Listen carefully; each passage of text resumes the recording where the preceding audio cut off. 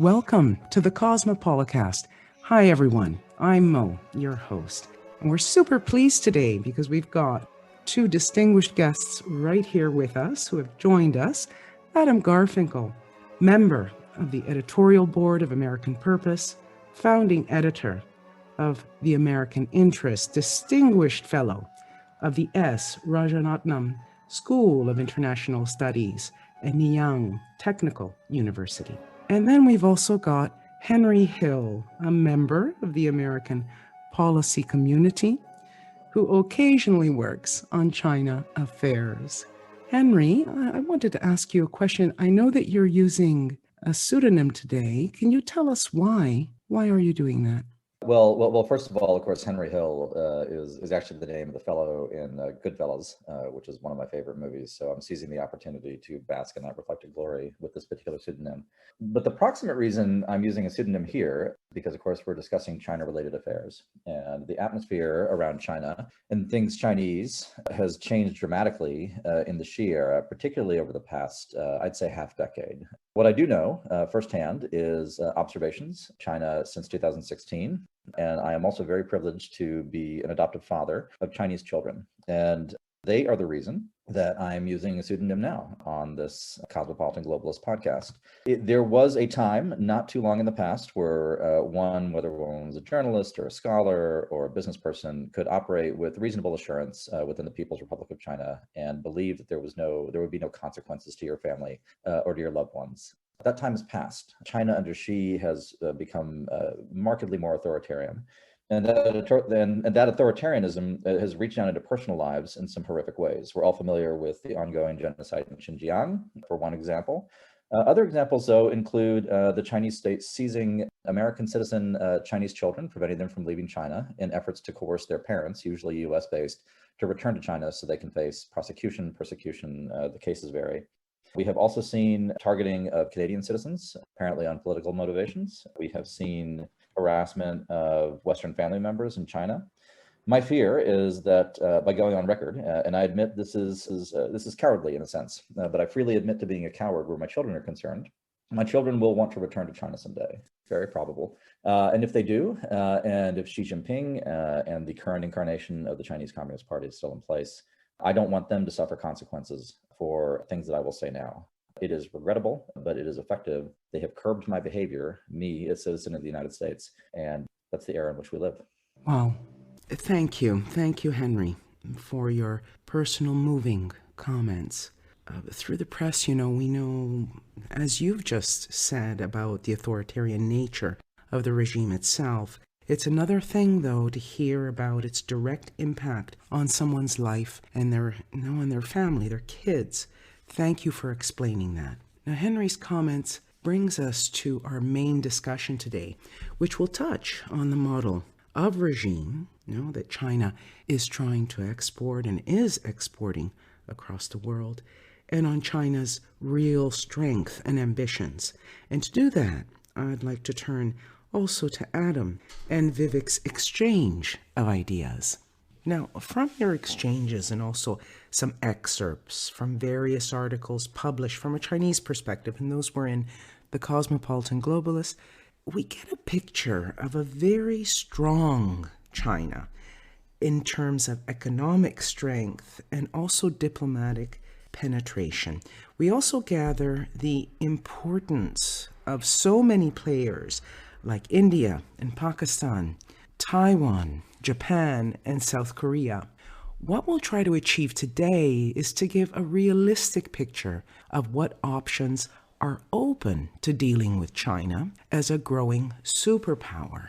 Let me turn to Vivek. Vivek, are we too late? Is China on its way to being the dominant force, and the U.S. has very little chance to change any of that? Is that your position? Yes, indeed. I do believe that. And I'm quite convinced that it's the economics that actually drives China's position in Southeast Asia or anywhere across Asia. They've got enough in this for economic activity to make sure that they could be a hugely, hugely disruptive force.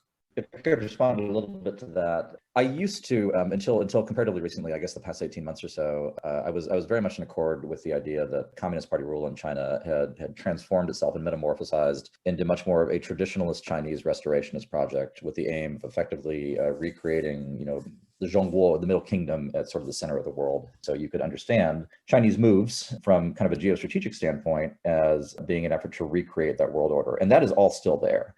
But I have moved away from the strictly cultural and strictly economic explanation for Chinese actions. There's actually a really, really good article that I would urge listeners to look up called Engineers of the Soul. It's Ideology in Xi Jinping's China by an Australian gentleman who's a speechwriter and analysis named John Garneau. This came out in 2019, early 2019, and it's a long speech. You can look it up, Engineers of the Soul, which talks about the reality that Xi Jinping's party really is a legitimately Marxist, as classically understood, and Leninist and Maoist party still at its core that really does operate according to ideological dictates. So it's not an either or. It is probably the reality that China is operating according to economic interest, the intersection with kind of classical national interests, which would exist with any Chinese regime, but also as a real, live, legit, ideologically motivated communist party. So I would keep that in mind, that it's not the 1914-ish scenario. It's something very current. Henry, understanding the thinking underpinning the regime is extremely important. It's the key, really. I'm sure that we can expand, on this aspect even a little later as we're going forward also with Adam. Adam, I think I read in what you had written that instead you don't believe, is that true, that we're lacking in imagination and underestimating perhaps U.S. strength to counter the Chinese? Would you like to comment on that? I'd like to comment on a couple of things that have been said, since Good. I haven't said anything.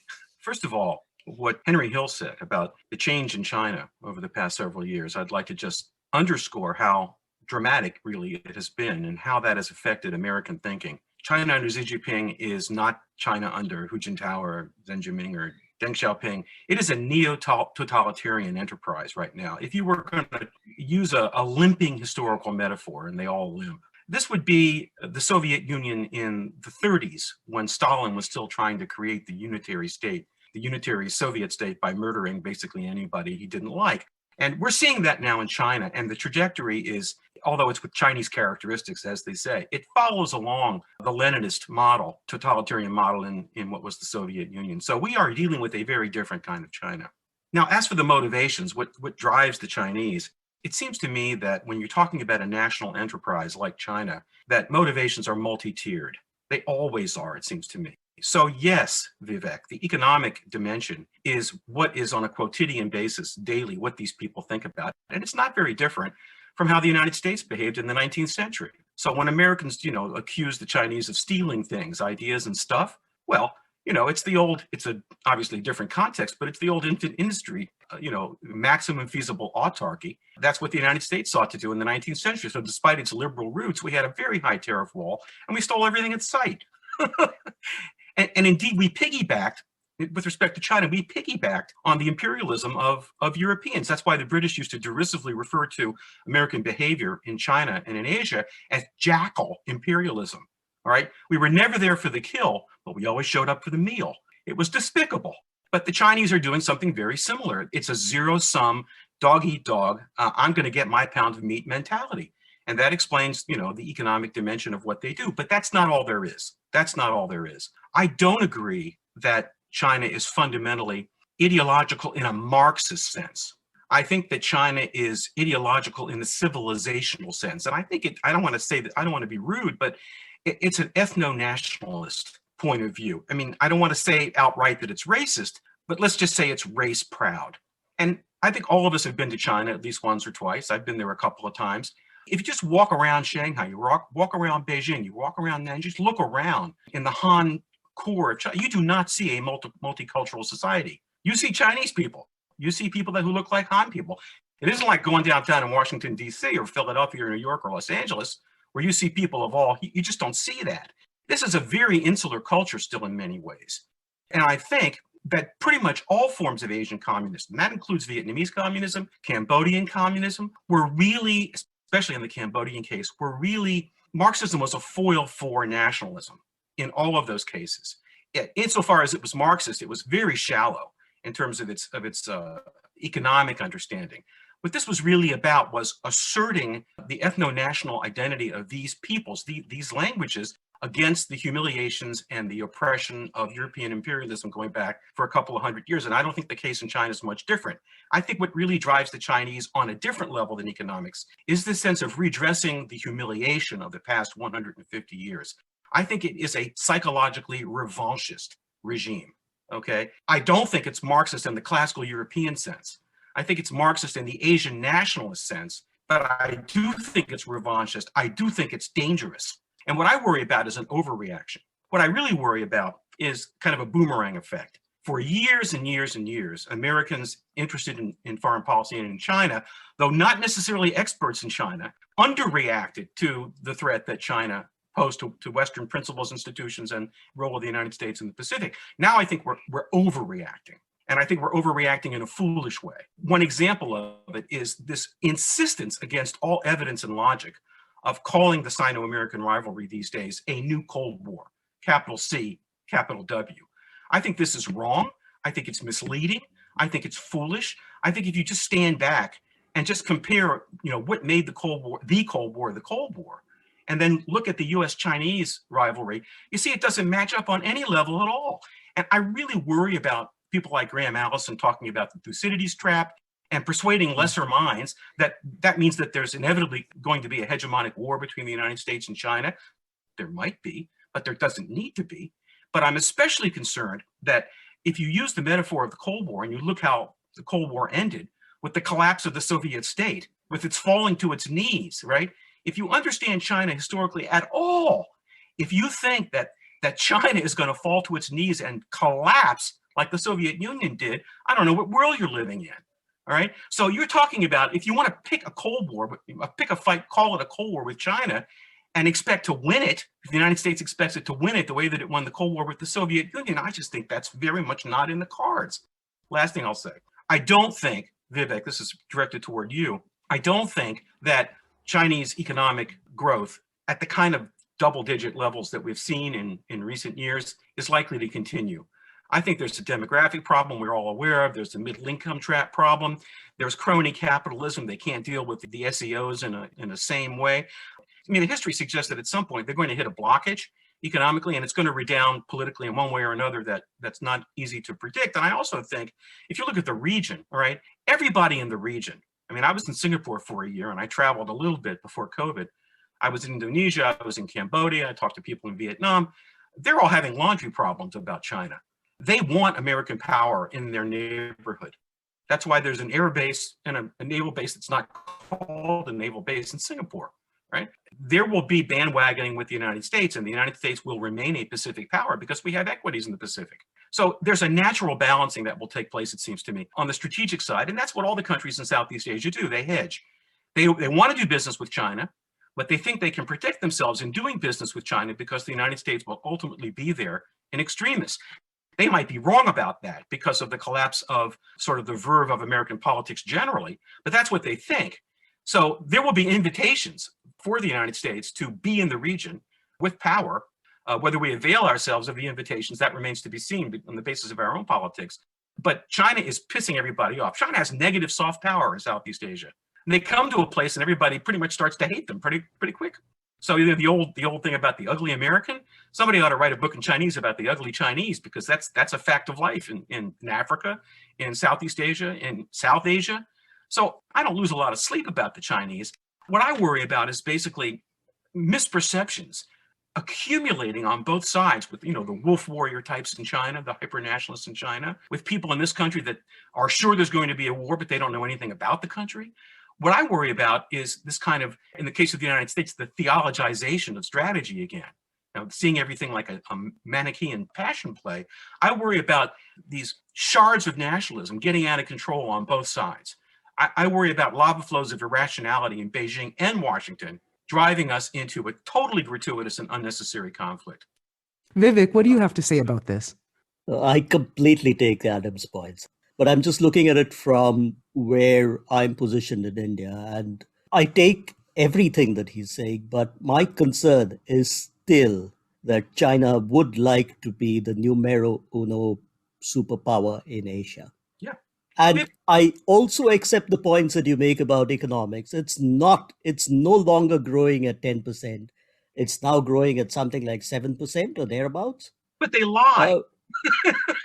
Yeah, they've been lying for decades. We really don't know. They might have grown at 15 when they grew at 10.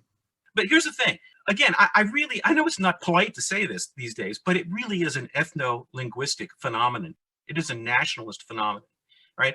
When it comes to, when the Chinese look at India, they see an Asian but alien civilization.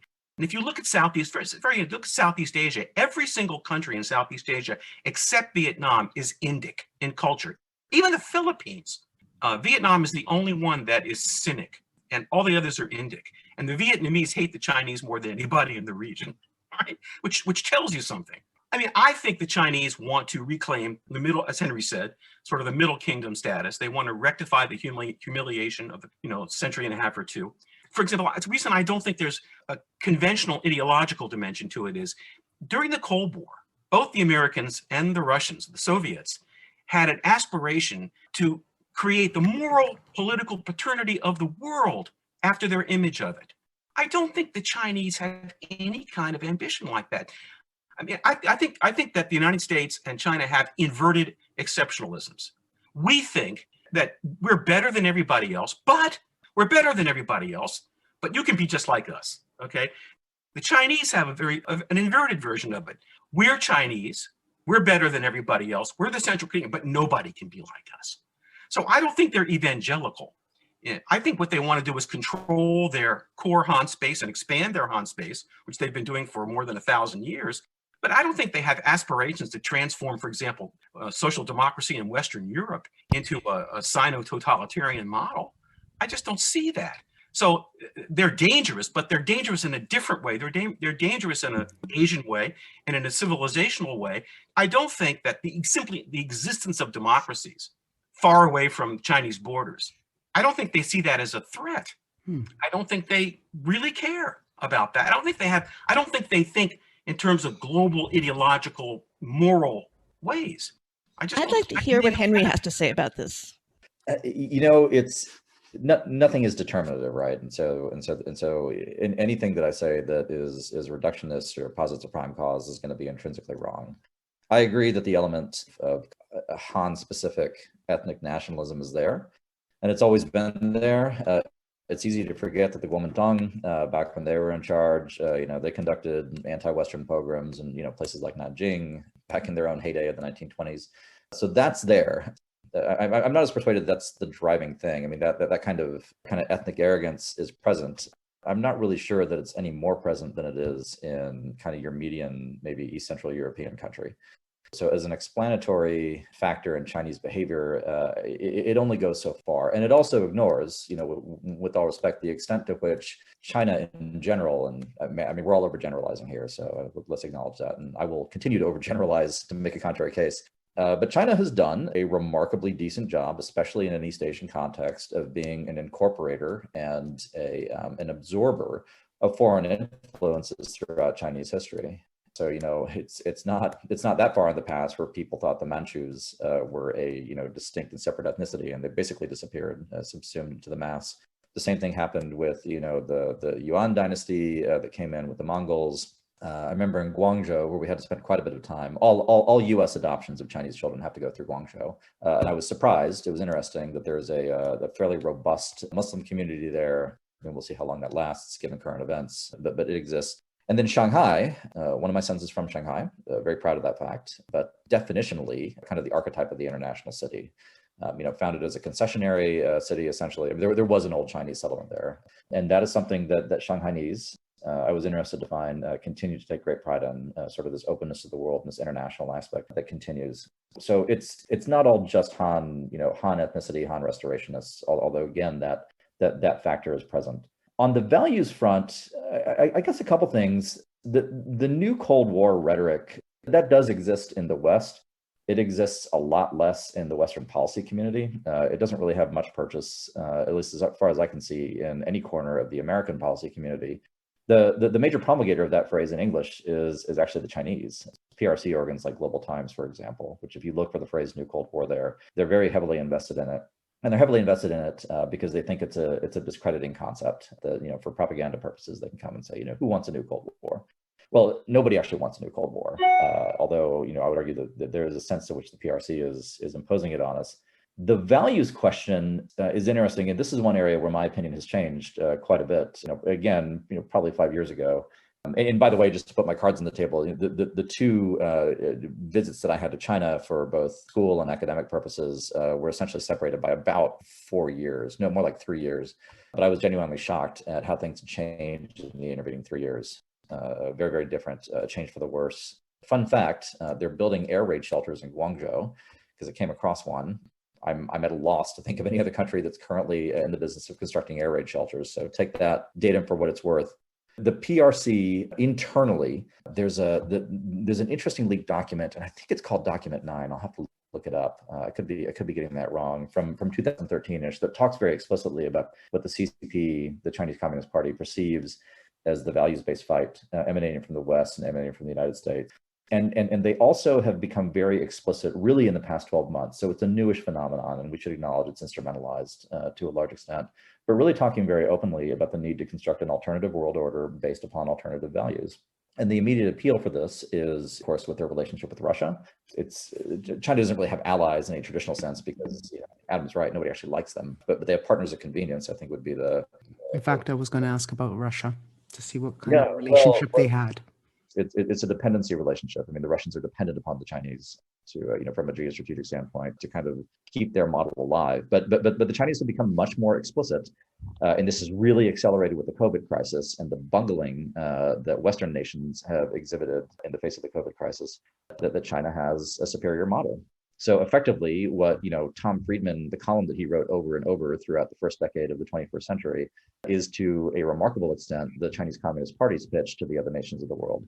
We're not free, which they openly acknowledge. It's not possible in a Chinese context, according to them. Which is one reason that Taiwan is so ideologically threatening.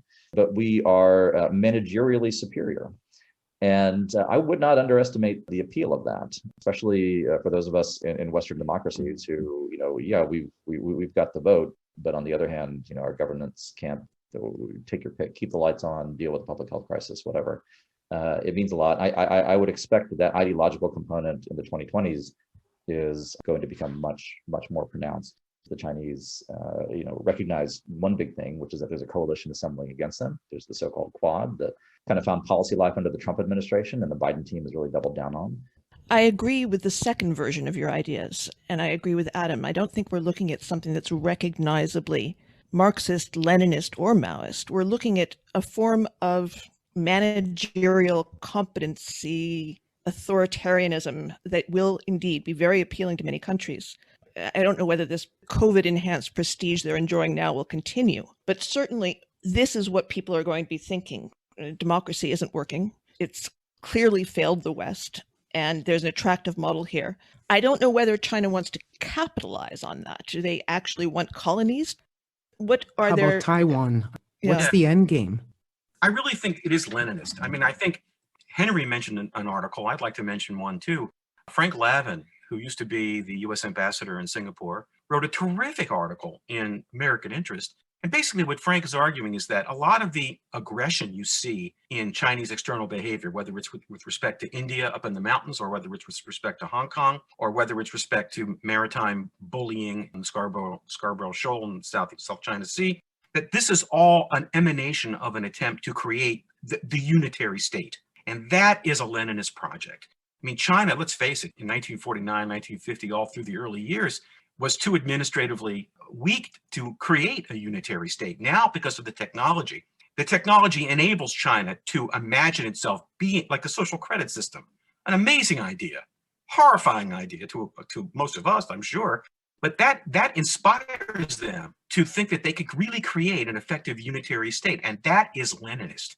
It's not Marxist, but it's Leninist. No, I completely take that it's Leninist in terms of the institutions that China's developing and China's developed today. I completely take your points on Xi Jinping and his Stalinist, Leninist behavior within China and elsewhere. But if we were to take that lens away for a moment and look back into the history of China, the civilizational aspect that you spoke about is probably far more significant, because the Leninist lens that you employ would work well within the civilizational ethos that China has. So it is a kind of ethno-nationalism, but I would disagree that it's Leninist in the sense that we saw in the 20th century. It's completely different. This is an amalgamation of China's civilizational ethos with what you might call the tools of Leninism, rather than just a Leninist approach and to advanced what it's technology. doing. Yeah, technology is one of the tools that can be most effectively employed to deliver what the center of the world kind of a civilizational approach. Well, the big difference in your perspectives from your writing is that Vivek doesn't think we can stop it, and you seem to think we can, Adam. Perhaps you could explore that a bit. I think we can. I don't know that we will. What we're seeing right now is the rise of a civilizational cleavage in the world that has never been before, at least insofar as the United States existed as an independent country. Because for as long as the United States has existed and has existed as a power, China was very weak and dependent and put upon by so many powers.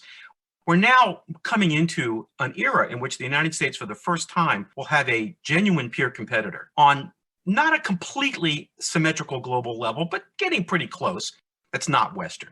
That's new for the United States. And, the United States has enjoyed pretty much perfect security. We haven't lived for hundreds and hundreds and hundreds and even thousands of years as if on a chessboard, cheek by jowl with other powers.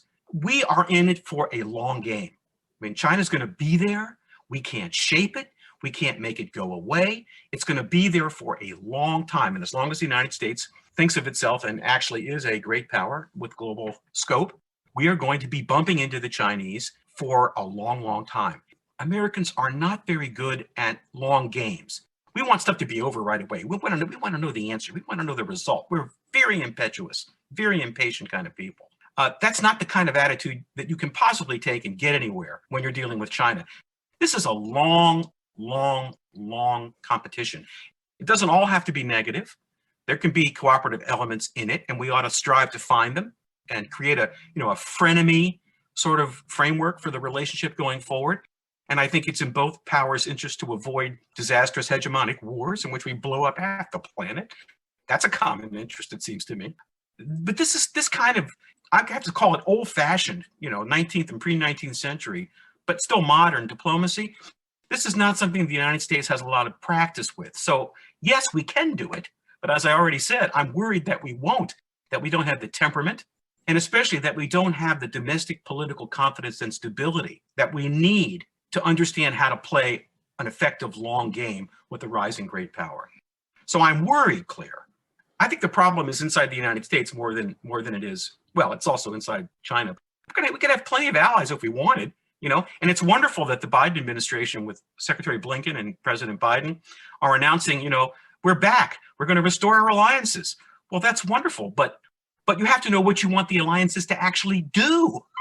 You've got to put substance on these relationships. And I don't see any sign yet that these guys in the new administration, none of whom at the top are Asians, that they know how Asians think and they understand what needs to actually be done as opposed to merely said. What needs to be done? Well, the Quad's a good idea. That actually goes back to the administration that I was in, Bush 43 administration. That's an old idea. It's been filled out, and that's a good thing. But we need to multilateralize the approach to China. We need to shut up. We're always talking now about, we don't say containing. We're avoiding the word containing, which is nice. But the language in Washington now is about countering China. And this is coming from very high policy circles. There was even one guy who was in the Trump administration who begged to be allowed to stay on because he wanted to be part of the fight. This is very, very unfortunate language. This is the opposite of what Theodore Roosevelt recommended. He recommended walking softly and carrying a big stick. We are running our mouths and the Navy can barely fight right now. This is exactly the opposite of what a wise power doing something for the long term would do. You actually have to take seriously what allies say, our Asian allies. For example, Japan. Japan is the most important ally the United States has in Asia. And since 1951, when, the occupation ended and Japan was reintegrated into sort of a world community, Japan has always been the junior partner in the US-Japanese relationship, because the Cold War was a militarized diplomacy, and we had all the trump cards militarily, and the Japanese didn't have very many, all right? Those days are gone. The Japanese understand more about Asia than we do, than even our best analysts, and we need to make them on equal as a thought and policy leader. We need to sit with them and actually take seriously their understanding. And we don't do that because we're control freaks. We need to be better listeners to our friends in Asia. And we need to be a little bit more humble. And we need to think more long-term. We wanted to go through details and so forth about technology strategies, things like that. Yes, absolutely. We'd be here forever, okay? The best way to do these things is to selectively multilateralize them along lines of functionality. What did you say, along lines of functionality? I didn't understand that. For example, we had to define the functional problem first, right? Like, say, the 5G thing. You define what you need to achieve in the world, and then you go and find partners to build a coalition to get it done. It will always have a political spin-off if you're creating partnerships that are, in effect, balancing against Chinese power. So to me, the smart way to do it, and the politically viable way to do it, is to identify the problem you're trying to solve at the very practical level, and then building the partnerships based on your definition of the problem. That's what I would do. Actually, I'm going to ask a question. If the Chinese were to attack Taiwan to take it, what should be done at that point? Do we do the long game of what Adam is talking about, or what do we do? So I agree with a great deal of what Adam said. I do, and I also concur with it. It sounds to me like he and I may be on the same page. I don't want to impute views to you, Adam, of kind of American strategic incompetence over the past 20, 30 years, which seems to be pretty cross-party. I think we would have to fight for Taiwan, but I don't think it's a sure thing that we would win. I will explain why I think we have to fight for Taiwan. Two big reasons. One is that the Japanese alliance, which is every bit as important as Adam says it is, will dissolve if we don't. Taiwan is essential to Japanese security. I don't know that the Japanese would fight for Taiwan without us. If we did fight for Taiwan, they would be our allies in the fight. The Japanese would go to war. If we allowed Taiwan to fall, it would do all the things that back in the 60s, that there was the allegation that if we let South Vietnam fall, that America's position in the Pacific would collapse. That turned out to be false. Vietnam was never the linchpin that it was sold as, but Taiwan is. What's really at stake with Taiwan, in addition to all the validating elements that a conquest of Taiwan would provide, is the verdict in the Pacific of the Second World War vis-a-vis the United States. What we achieved from a strategic perspective by September 1945 was establishing the United States as the preeminent power and the hegemon to varying degrees in the Western Pacific. If Taiwan goes, that's over. And so it is a reordering of a regional order, and possibly a global order, but definitely a regional order, that would be on the level of 1815 Europe or May 1945 in Europe, something on that level. And that kind of thing doesn't happen often, 1989 being the prime exception to this, but it doesn't happen often without, at minimum, bloody regional wars. And the United States is not equipped for that. Our best bet is deterrence, in my view. If we end up in a war for Taiwan, I would give us a coin flip's chance of winning. The Seventh Fleet is in bad shape. The Navy in general is in bad shape. We are overcommitted and under-resourced, and the Navy has significant operational issues. If the Seventh Fleet can go for a decade without a major avoidable accident that kills sailors, then I might start to believe that we can do it. But right now, it is a rickety infrastructure, and we've got some reinvestment to do to prepare for what's to come. I think that's exactly right. I've written about the Navy lately and the Seventh Fleet. It's in a Singapore publication. The reason I did it was because the Singaporeans are very complacent. Even after January 6th, a lot of them just don't get it because they don't want to get it, because it makes them uncomfortable. It makes them have to think about doing something, and they're very risk averse. And they have a very typical sort of Asian consensual way of coming to decisions, which takes for fricking ever. So they don't want to know. They don't want to hear that the Seventh Fleet can't fight. Here's the good news, though, and this is the answer, I hope, to Monique's question. Chinese are not capable right now of invading and occupying Taiwan. They can't do it. They can't do it right now? They can't do it. They're not going to be able to do it for a while. I mean, invading the place, physically putting lots and lots of soldiers on the island, that's hard. But then staying there and occupying the place, Taiwan's not a small island. There are a lot of people there. That would make, the American operation in the Philippines in 1900 look like a tea party. getting there is hard enough. Staying there and pacifying the place, it would crush the Chinese state trying to do that. It would be really stupid to even try. Now, what they can do, of course, is they can shoot missiles, they can blockade, perhaps they can embargo, they can screw with the SLOCs, they can do all kinds of stuff, but we have the answers for those things. They have missiles that are increasingly accurate and formidable. They pose a very serious threat to our ships. And I suspect that if there were a sudden war that erupted over an accident somewhere in the South China Sea, Americans would be shocked to learn that our major capital ships in the Seventh Fleet would have to start moving east because they would be vulnerable to those missiles. And this is what this means. It means that if we were going to fight them, to prevent them from subduing Taiwan in ways less than a physical invasion, we would have to move to CONUS-based air power, some of it based in Missouri, in order to take out coastal but land-based targets in China. Now, what does that mean? That means you're escalating from the maritime sphere onto the terrestrial sphere. That is a very major step up the escalation ladder, and you're getting closer and closer to an exchange of nuclear weapons. So this is a very, very dangerous situation. It's very important, therefore, that the United States, that our posture make it clear that we will fight to protect Taiwan, because the consequences geostrategically are exactly what Henry said they were. Those are the consequences. It's end of the game if the Chinese can take Taiwan by force. We have to defend it. The way you do that is to make sure that the Chinese are clear that they don't have a chance to achieve anything political with military force that doesn't risk an escalation that is way beyond any rational calculation of their interests. How do we possibly signal that, given that we're an open society and everyone can peer right into us and sees nothing but fractures and decadence and a complete unwillingness to take any interest in the world at all? It's a problem. Given the way that the United States is right now, conducting a careful diplomacy that emphasizes deterrence and resolve and verve, not easy. It's a challenge. There's an array of things that we can do. It really depends on whether the Seventh Fleet is credible or not.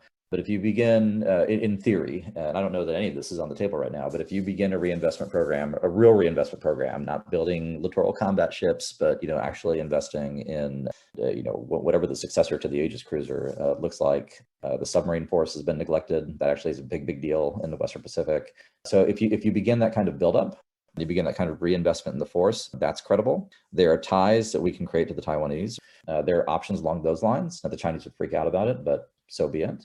There are regional partnerships that you could call upon. The agreement, I think it was either this week or last, for the U.S. and Taiwanese Coast Guards to work with each other is a really good step. I would expand that to include the Japanese as well. More aggressive steps against Chinese quasi-maritime militias. There should be consequences, which haven't been brought to bear yet, for Chinese fishing vessels. Again, and I'll put air quotes around fishing vessels for the benefit of those listening. There are incremental steps that can be taken along those lines. I would just realize that if it comes to a fight over Taiwan, and if it comes to a decision to invade Taiwan, it is because the Zhongnanhai, the PRC central apparatus has decided that there is an existential question at stake. I would take it as a given. I could be wrong about this. I'd be curious what Adam and Vivek think about this. I don't think the regime can survive losing a war over Taiwan. It's effectively all or nothing. I completely agree with both you and Adam on these points. But, coming back to Claire's question on signaling, my question would be, to what extent would they understand the kind of signals that the US might want to give at this moment? I'm looking at that from the civilizational perspective, from the psychology of the Chinese politicians, rather than anything else. And if that is the case, then there could be an equal amount of misunderstandings on both sides. And if that happens, and we do not understand what's happening within China, what's happening with Xi's position within China, or anyone in the ruling clique out there, then those are the trouble points that might come up, rather than just the possibility of China militarily wanting to invade Taiwan, I don't know, not for the next 10 years. That's a very good question, and it's a very good point. One of the things that concerns me, but maybe Henry knows better than my knowledge, is that not only has the relationship deteriorated on just about every level, but we don't have a private channel of communication. We don't have a third party helping us to communicate with the Chinese that is like a back hotline. We don't have that. I suggested that we try to create one using the Singaporeans as a mediator. They're perfect for it. They like the idea. They've tried it, but so far there is no reliable back channel to calm everybody down and make sure that perceptions don't get wildly out of control. We need to do that. We need to keep trying. We don't even have a Matthew Pottinger type. I wasn't too fond of the Trump administration in any sense, but at least you had somebody, the NSC, who had some idea, could speak Mandarin, had some idea what was going on. I don't know that we have a comparable individual right now. I mean, Kurt Campbell's around, but I don't know that Kurt's fluent in Chinese. I don't know that he is. But we do need to lower the temperature and protect against accidents and, I don't want to say a bad word, losing their sense of reality. I was always curious about the origins of Chinese language. I asked Wang Wu, and in 3 or 4 minutes, he managed to explain to me something that had puzzled me for decades. Let me just repeat what he taught me, because it's really very relevant to Vivek's concerns. Why is Chinese a pictographic language? I asked Wu. He said, well, because China was a unitary state longer ago than any other state. It had the first sort of Weberian state with the Mandarin system. But China was so diverse in terms of dialect that people would not understand each other if you actually tried to create a phonetic alphabet. So what they did was they created pictographs that had the same meaning but different pronunciations. So that's, somebody in Beijing would not pronounce it the same way that be pronounced in Cantonese or in Hakka or in Hokkien or in Teochew or in Hainanese. You'd have 5 different pronunciations, but you'd have the same meaning. So if you wanted to communicate, you needed a pictograph and not a phonetic symbol. But think what that means. What it means is that it's a highly written-based system. It's not an oral-based system. When people say in the United States or in Europe, when we use the phrase mother tongue, the Chinese don't know what the hell you're talking about. They don't have a mother tongue. They have a father written language, right? And the whole idea of everything under heaven, everything organized, no loose ends, this whole idea of a rigidly hierarchical system that goes from top down, this is reflected in and has been reinforced by the language for the past 5,000 years. Americans don't get this. They don't understand that the very means of communication that people have in China is so radically different from what we're used to. So when Americans go to China and they say, well, what about freedom of speech? That's a mother tongue concept, right? It's not a father written language concept. The Chinese don't necessarily disagree when we say free speech is important. They just don't know what the hell we're talking about. China's always had rule by law, but not rule of law. And one of the reasons is the whole way that the language developed over more than a couple thousand years. I can't imagine actually two people more likely to misunderstand each other than Americans and Chinese. You are right on the money with the question of the century, as far as I'm concerned. It's a really serious matter. Well, the Europeans and the Chinese aren't understanding each other very well either. I don't know whether you've been following this, but the Chinese basically blew up their very sweet trade deal with the EU. Vivek and I wrote a 2-piece article about this, marveling at the ease with which the EU completely surrendered and struck this gigantic trade bargain with China just as the Biden administration was coming into power. Why would they offend the Biden administration by closing a deal like this when they could wait? This problem solved itself from the American point of view, because immediately after we sanctioned officials who are directly responsible for the abominations in Shenzhen, Chinese sanctioned everyone in Europe in return, including 10 think tanks. Every politician, everyone in Europe has been sanctioned now, and their diplomats are over here calling French researchers and think tanks crazed hyenas. I don't understand why they did it. Why did the Chinese take this? Okay, Vivek or Henry? Go ahead, Henry. Yeah, well, 2 things. They have areas of incompetence just as we do.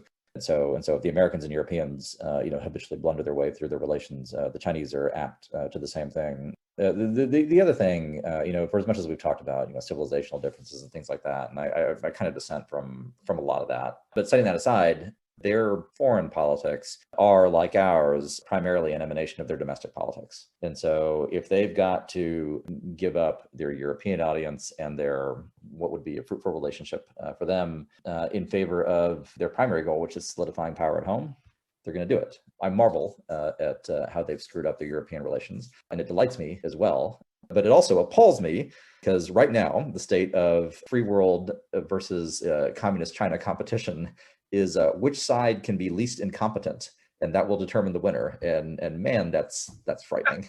I wish it was on some other basis. The Cold War was. I mean, we were terrible, but the Soviets were worse. And I'm glad to hear this. I didn't know that the Chinese were capable of such incompetence. I'm delighted. I wouldn't call that incompetence. It's been spectacular. I have a slightly different view on that. I completely agree with everything that Henry said, but then it's perhaps a cultural aspect, cultural nuance that the Chinese didn't get in their foreign policy. They couldn't believe that anyone would react the way they did with what they did. Like you're saying that we can't understand the Chinese because of the pictorial language and that 5,000 years of history, and they think differently. It's just the same thing that happened, that they just couldn't believe that Europe would react in a certain way. Is that because of the economic ties? And that's the cultural difference that's coming through. Well, it's not the economic ties. It's an East versus West. It's a civilizational thing. And it's a completely cultural thing, because I can see that as an Indian who's been educated in the West. I can see that happening, but I'm not surprised that people in the West wouldn't be able to recognize, or I'm not surprised that people in the East don't recognize that. There's two things, if I could, and Vivek, I apologize, I spoke over you without intending to. And it brings in what Adam was talking about in terms of back channels and intermediaries between the US and China, and more broadly, the West and China.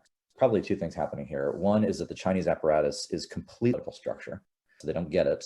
And so it is reasonable to them, and it is rational to them, that if think tank X is criticizing them, that it has done so at the behest of the ruling coalition within that particular government. And you extend that to media, you extend that to corporations, and so on.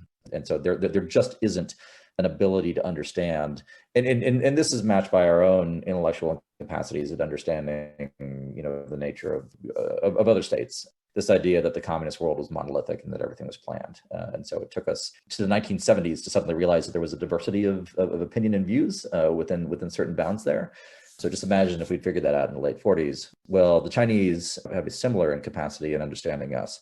The other thing, Adam, there's a good book. I'm not through it yet, but Josh Rogan has a good book called Chaos Under Heaven that traces out US-China relations under the Trump administration, which is really, really interesting.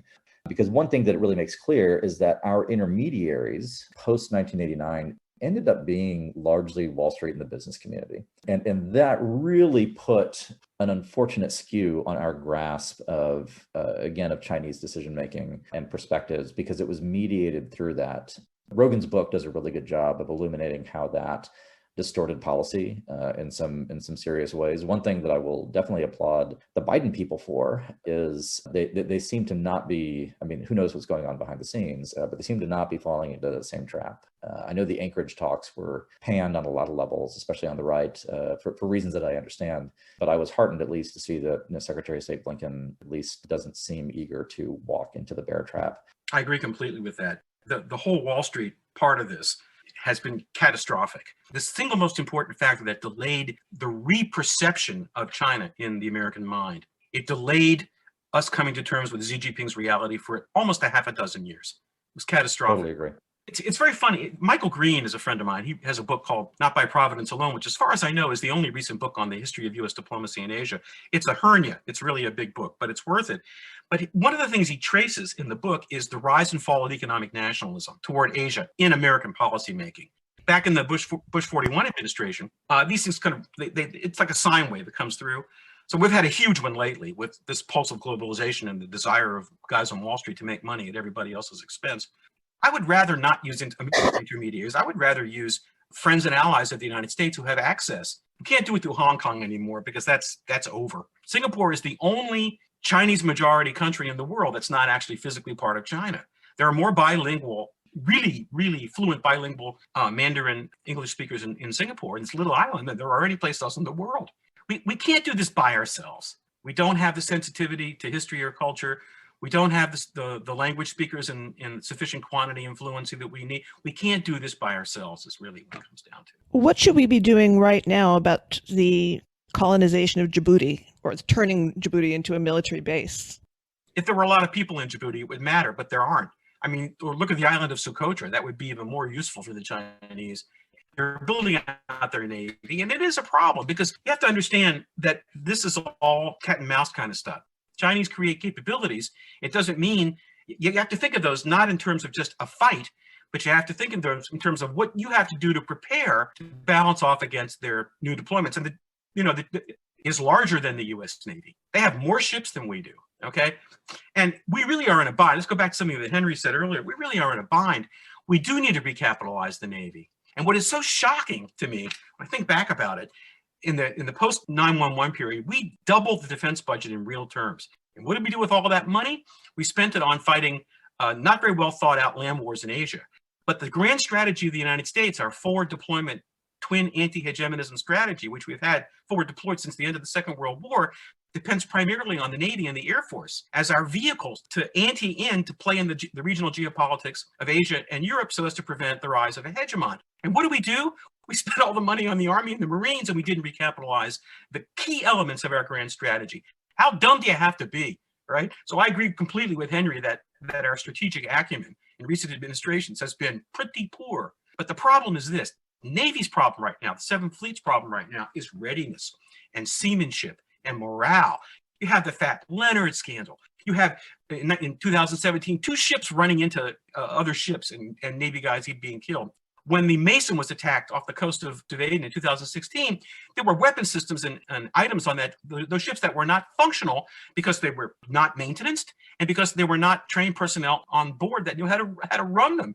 Missiles are being shot at this ship. It has defensive systems that can't be used for lack of readiness and training and maintenance. But what the brass have been doing in the Navy for years is they've been robbing the readiness accounts in order to go after procurement because they're competing with the other services for acquisition money. So while I agree with you, Henry, we need to recapitalize and we need a wise acquisition strategy that plays directly at odds with the readiness accounts. And we're not going to get a big bump up in the budget for the Navy to allow us to do both. So it's a real dilemma. Yeah, you're 1,000% correct. I could not agree more with the fiscal bind. It's probably a whole different podcast and how defense acquisition has basically eaten the Pentagon without increasing American readiness to defend our interests. There's a horrible recruitment crisis underway right now that's affecting all of the armed forces. We're almost Austro-Hungarian in some ways in our being wedded to a sclerotic military establishment that may well underperform dramatically. Yes, and I also think we are tremendously ill-equipped for the kind of information wars that are coming our way.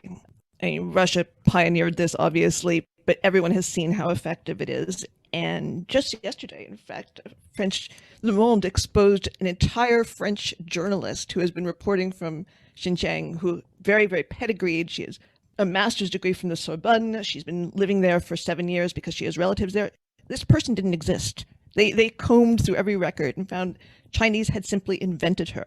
And although the Chinese do not seem to be as skillful as Russia yet, given the obvious cost-benefit calculus, anyone looking at open societies must realize this is where to go. I don't think we've really put any real thought yet into the kind of information war that we're going to face, that we are facing. Vivek? The information war for the Chinese is not going to be so easy because of exactly the same situation that it has in dealing with a pluralistic society. Everything inside China is controlled. There's no Google there. You've got Baidu. And because the Chinese would look at it that way, they may not have or may not be able to develop the kind of skills that the Russians did in order to be able to stage that kind of a war, which is what you're seeing today. And that's going to take some time. If China's got to pick that up, they've got to understand the civilizational, cultural nuances. And that's not going to be easy. 2 brief comments. A lot of Chinese students have been educated on the graduate level in the United States. And I think you're right about the culture in general, but I think the very narrow niche of experts that you would need to do information warfare from the Chinese point of view, I think there are plenty of people who know enough about the West and the United States to be able to do that. You only need a relatively small cadre of experts to do something like that. This other thing that actually is some good news, really, it seems to me that you really can't talk about this very much in public, but we do have a cyber command. We actually have some pretty good capabilities. What the strategy, though, has been, it's a little like in the war against the internet, the war against terror. There's some people in the US government who would like to shut down and actively defend against attacks. But there are others who would like to just kind of let it ride, collect the intelligence, not give away what our capabilities might be prematurely. And I would say for the past couple of years, it's the second group has sort of gotten their way. The Russian stuff lately has been pretty severe, though. And I think there's a consensus growing that they need to be slapped hard. But I wouldn't underestimate our capabilities in terms of offensive cyber war. I think we're actually pretty good at that. We just have been holding our punches because we don't want to give away our shit too soon. Coventry. I think that's what's going on. What was that, Coventry, Henry? 1940? Yeah. I think that was it. I think it was Coventry, 1940. Henry, you want to, we're going to be wrapping up pretty soon. Would you like to make a comment? Thank you all for being so gracious and having me on, and also allowing me to adopt a preposterous pseudonym. Always grateful for that. Adam, Vivek, Claire, Monique, thank you. One thing I want to say in walking away is that although I do believe, probably manifest by now, that the Communist Party of China is a standing threat to the United States, to a peaceful world order, to liberty as we understand it, that is entirely possible for China and the Chinese nation, however constituted, to be a productive and friendly and flourishing participant in the family of nations. And I think the example of the Chinese diaspora, which includes my own sons, is illumination of that.